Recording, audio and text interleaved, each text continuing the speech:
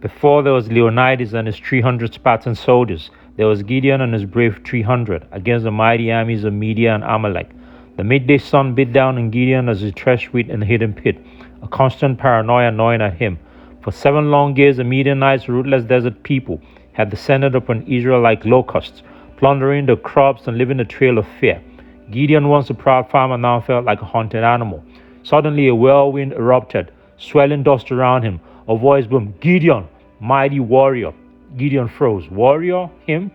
He was a man who hid from bandits, not faced them. Mighty warrior? He stammered, his voice barely a squeak.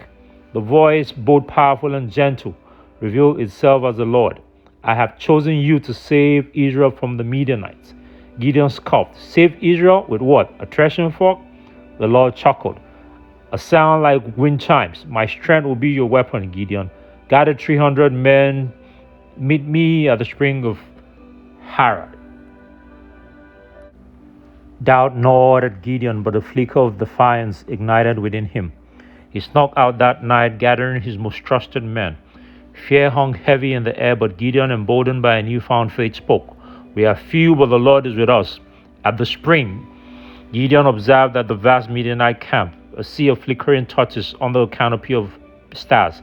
Panic threatened to consume him, but he remembered the Lord's word.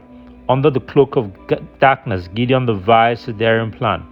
He divided his men into 3 groups, each armed with just a clay pitcher, a blazing torch hidden inside, and a trumpet. As the first rays of dawn painted the sky, Gideon's men surged forward, shattering their pitchers. Lights erupted, accompanied by a deafening blast of trumpets. The Midianites, startled, awoke by the cacophony, panic in the flickering torchlight, believing a vast army had surrounded them.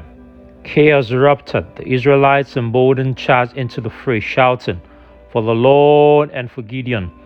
The Midianite army, thrown into disarray, turned on itself. The once oppressive force crumbled under the weight of their own fear. Gideon, fueled by his righteous fury, chased down the fleeing Midianite commanders. In a thrilling duel, he disarmed them both, securing a decisive victory for Israel.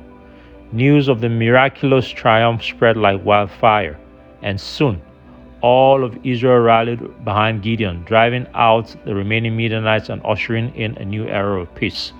Gideon, the once timid warrior, is now a legend,